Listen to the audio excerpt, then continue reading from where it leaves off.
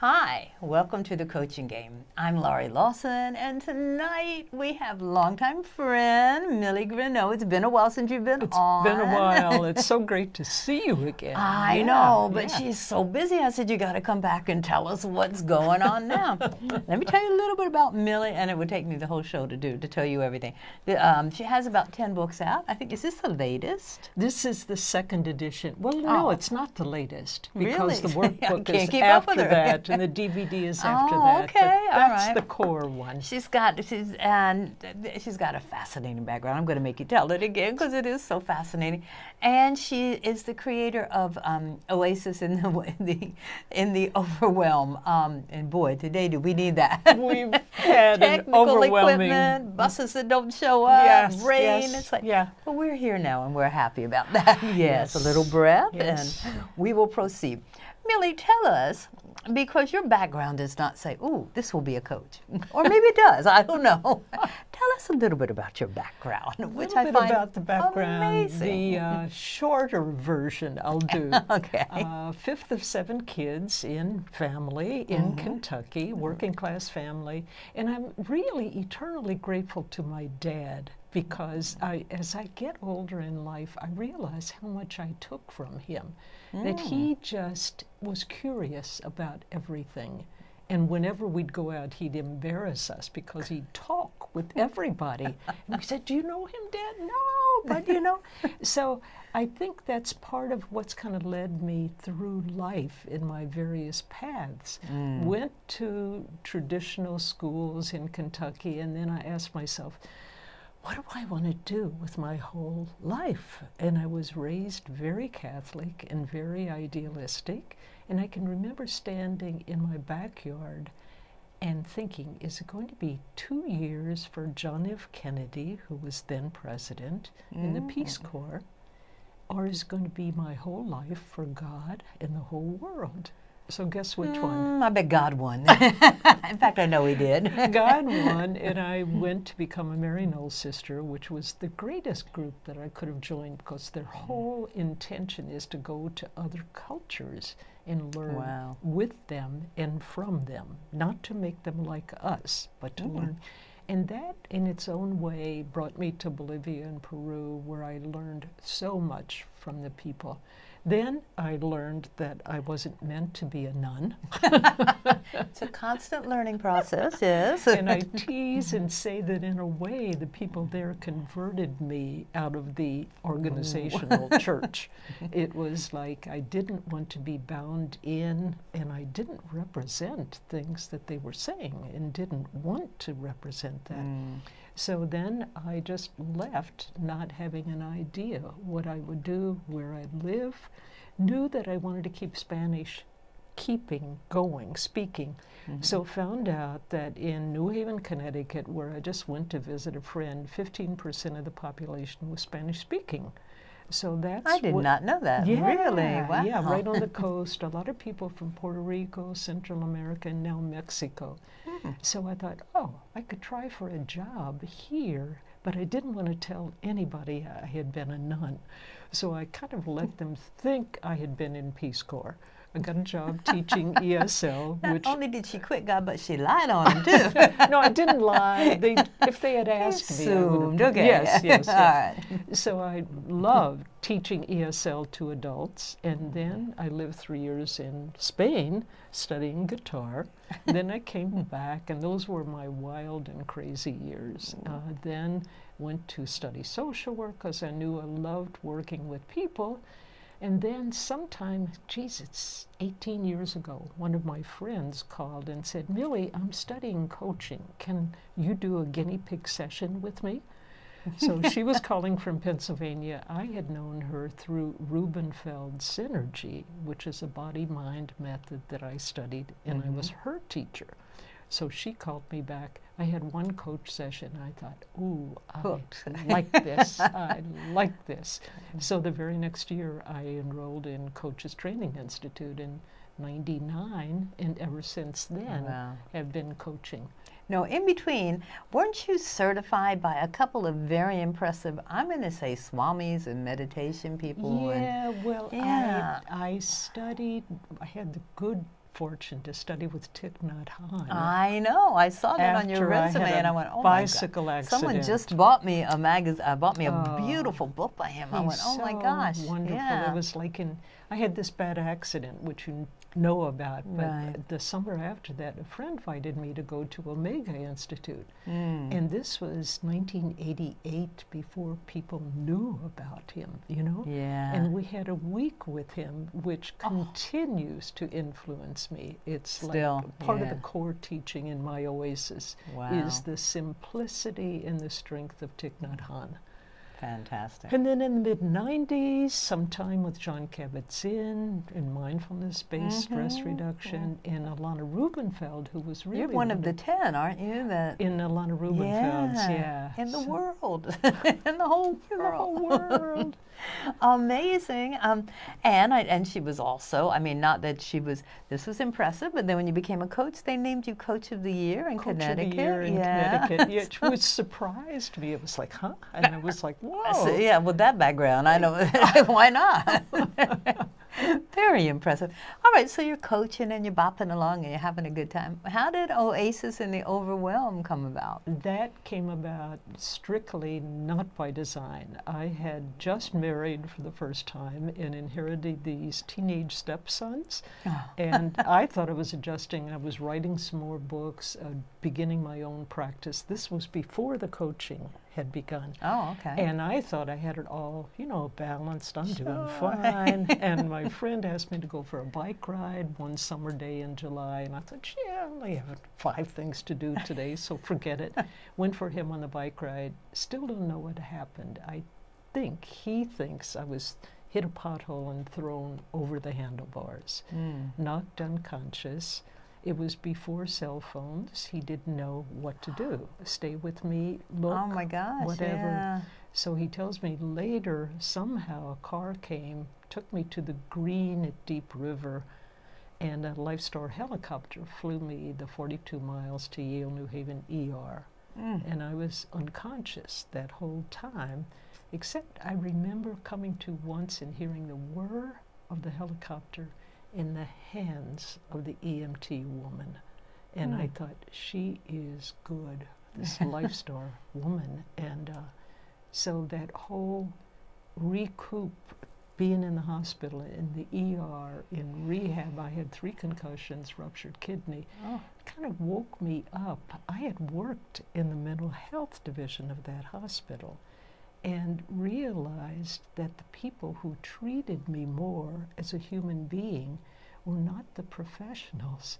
It was the orderly who called me by name, the housekeeper who came, okay if I touch there? Yeah. She came, how you doing, honey? They hadn't even washed the blood off, but she just came out and said, how you doing, honey? So that was like the beginning of my wake-up call about, okay, I'm doing all of this, so who am I really, and what am I here on this earth for? Did you have the feeling that, okay, this was a close call, but obviously I'm not finished yet, so yeah. It's like, okay, I must be here for a reason. Let's figure that out. And that's the hardest thing. Why am I here? Yeah, and it was like, I didn't have one of those, like, seeing the light and going to the next world. It was just like, oh, good. I was just like, oh. You just weren't there. Beat up, gone. And it was in my hammock that I slowed down enough to ask those questions, which were usually too busy to ask. Were you forced into inertia? I couldn't work for 3 months at all, and then the next 3 months it was part-time. So it was a blessing in disguise. It was. Isn't that Are you my mother? That's what my mother would have said. In retrospect, I got it, but boy, when it's happening, I don't know what's going on, but it's amazing, Yeah. So it was in that time when I realized unless I did something different, I'd just get caught in the rat race again. So I kind of let all the wisdom that had been given to me kind of percolate and digest. And that's when I came up with 4 60-second strategies that you could do anytime, anywhere, that would bring you to just calm and a little more clarity and focus. So that's the heart of Oasis, really. Really? Yeah. 4 strategies. 4 That strategies. anybody can do. Anybody. And my friend Joe, who was on the bike You got to ride. get this book. Yes. Well, he said, Mill, you only got 4. There are books that have 60. And I said, yes, Joe. That's I had the why right I 4. have Yes. only 4, so you'll do them. Can you tell us one of them? I don't want you to give the whole book away, but just... Okay, let me see what would be the most fun. I know what. I love the 4D. It's a 4, 3, 2, and 1 of the strategies. The 4D stands for 4 directions. Oh, okay. And we'll do 2 versions. Millie's going to make me do something dumb. I know Yeah, she's every it is time. something. So you can sit here, and all you do is go north. Okay. Do it with me. Oh, north. North. Okay. South. South. East. Wait, east. Okay. Wherever it is. West. Oh, I'm bad at that. West. And then just, you could say like Canada, Patagonia, Paris. Simply doing that gets your body moving and your mind. In alignment with your brain, I guess. Yeah. Ah. But here's the kicker. When you've had a day like we've had, I actually learned this. We when need to I go around the did- world a couple times, yes. It was a group that I had at a Hispanic clinic who were really group of depressed people, and they couldn't do this. It was just like too much. Really? Oh. So I thought, okay, I got to find a way to do the 4D with them that works. And I thought we could do a 4D dump.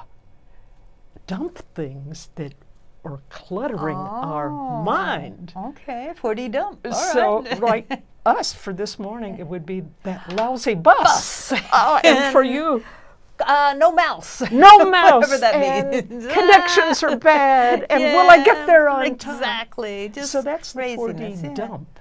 And then Oh, okay, when you're overwhelmed, or when you're overwhelmed with just things that are going crazy. I do it 4 times a day, like after a lousy phone call or before something, you know. And once you've dumped it, then you have room to invite in. So what would you like to invite in?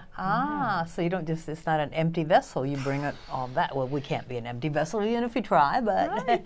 so you just bring it on So back. I'll Yeah. bring in something and you can say, I'm bringing in my delight in being with you here, Laurie. Okay, and I'm bringing in the fact that Millie didn't come all the way from Connecticut and not make a show. We're making a show, so I'm thrilled that it all worked And out. the delight that we can both talk Yes. and walk, you know? We'll see. So but that's an example. Yeah, I yeah. love that. I just had, and I will credit, and I think I even know her name, Lynn Robinson, who's an intuitive coach maybe or something, said something about, are you ready to surrender everything? And she said, make a surrender box, and which is a great idea too. It's like, and you just get a box and write on a piece of paper whatever you're worried about, throw it in the box, and when you start to worry about it, it's like, oh wait, I forgot I surrendered that. You know, I love that. It's so that's the cool. same thing. It's like, oh cool. wait, I It's already like, dumped that. Yeah, why dumped. carry it all the Yeah. time? Oh, I love that. That's such a Yeah. great idea. Yeah. So that's one of the strategies, one and of there's them. more, but you can dump. You can start dumping right now if you like. and so from that came now. I know you have, and when you're, I guess your brand is you have a stone. Yeah. And where does the stone come in? Well, the stone I learned from Thich Nhat Hanh. Oh, okay. That was the simple thing. He said when he was in Vietnam, he really wanted to go help the orphans and the wounded, but he wasn't used to being in the streets. He was used to being in the monastery. So when he went out, he lost it. So he taught this one stone meditation to the kids at the retreat, knowing that if the kids got it, we adults might get it. And I can remember him telling me. I love that he started with the kids. That's so cool. Yeah, and it's amazing to me. One of the people who's my trainers is now teaching a whole group, and she's working with people who are working with kids. And she said this 5-year-old who's been thrown out of 3 daycares already because nobody can stand her, they did the one stone with her, and she's just like, she can center do it, and yeah. calm, you know? So it's really simple things, but also what's really given me more confidence in doing these is the latest in neuroscience is really backing up the veracity of these strategies. Yeah. That we really can change our brain. And our brain waves and the whole thing. Yeah, yeah. Didn't you also have a CEO client that you thought you were getting nowhere with, and then you ran into him and he had the stone in his pocket? It was like, oh, okay. Yeah, because he came to me. He didn't. I met him at a Chamber of Commerce meeting, and his wife introduced me. He said, "Are you a member of the Chamber, Millie?" I said, "Yeah." "Good, good. What are you doing?" I said, "Well, I'm a coach. I teach. What do you stress my?" "Oh, I don't have time for stretch my. I'm a type double A." So his wife said he had had 2 heart attacks and in his 40s, and she knew he needed to do something. So he's in the book. I call him Nick in the book, but he tells me I can tell his real name. I said, "Tony, I don't want you to lose your fire. I want you to use your fire in a way that will last." So, okay, Millie, okay. Didn't come, but about a month later, I think his wife was behind him. He called me and said, "I got an hour. Can I come into your office and you teach me?" So he came in, fast learner. He got him like that. And I didn't know if it made any difference. And that's when you remember I saw him downtown maybe a month later. "Millie, how's it going?" Shakes my hand. He had the stone in his hand. That's right. I remember that. Yeah, that's so funny. Said, "Reminds me to chill with Mill." Chill with Mill. I like that. That's amazing. So it's not only for children, and it's not only for CEOs. Everybody in between can just calm the heck down. Just calm it down. So what are you doing with, because last time I talked, you were doing the book and it was really, now it's like you're a conglomerate almost, right? What are you doing? It's really exciting because it's going like to the next level. Yeah. The people that I've trained to become authorized Oasis trainers, there are now 130 of them throughout the states in New Zealand, Panama, somewhere else, Europe, Puerto Rico, and of these, there are now 20 people who are certified master Oasis trainers, so that they can do the training and give CEs, etc., through the Oasis organization. So it's like spreading it out. Legacy is going around. Yeah. So what could the average person who maybe doesn't want to be a trainer until they see what the heck we're talking about? What workshops do you have available for them? I think the best way to see what's current is to go to my website. Okay, which is right at the bottom, Millie Grenough. Changed, we'd let you know what's coming up month by month. Do you mostly have 1 day, or is it 5-day intensive? Well, it really depends. Sometimes we do a 1-hour workshop, a 3-hour workshop. If somebody wants to bring us in for a lunch and learn, it's really adaptable.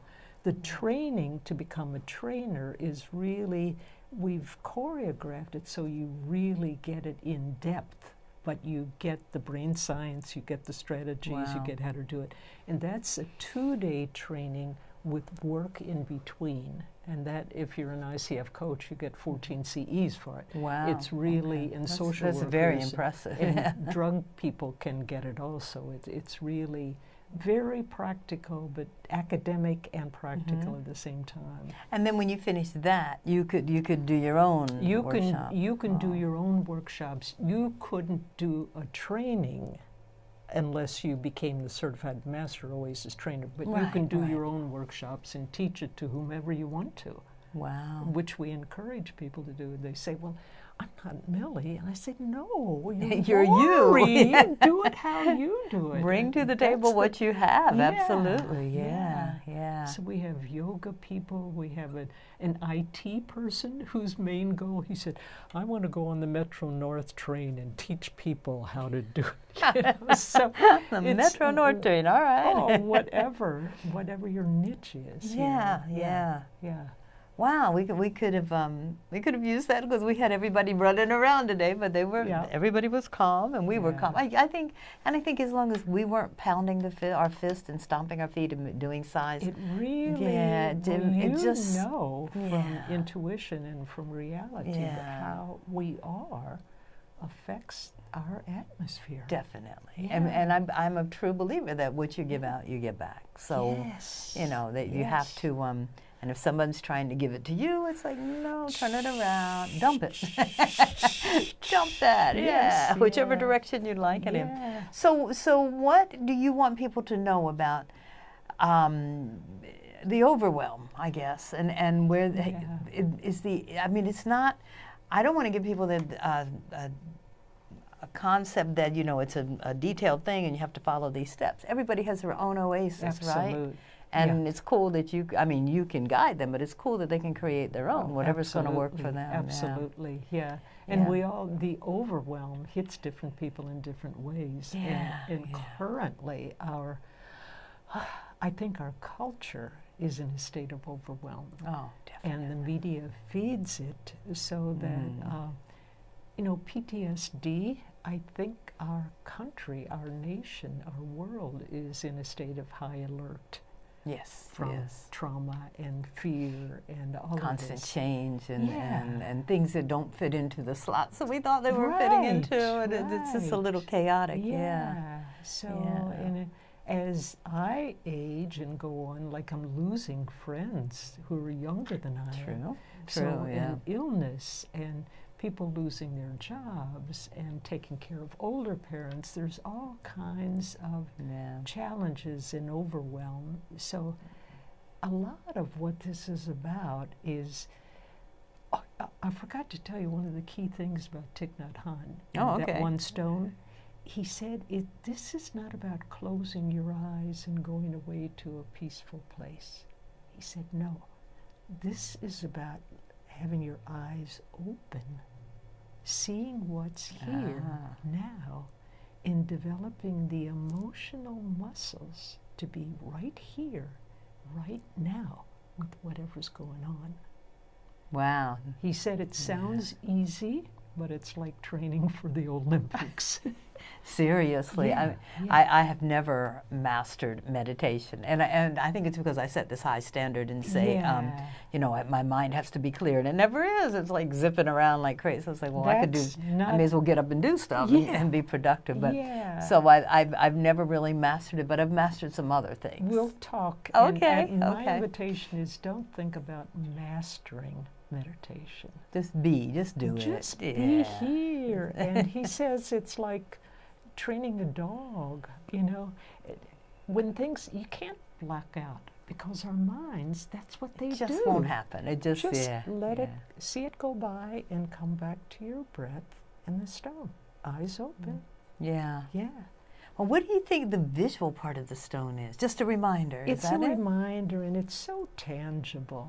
And it's been around longer than we have, you know. And most of these veins and all kinds of nicks. It has its own character. So it's.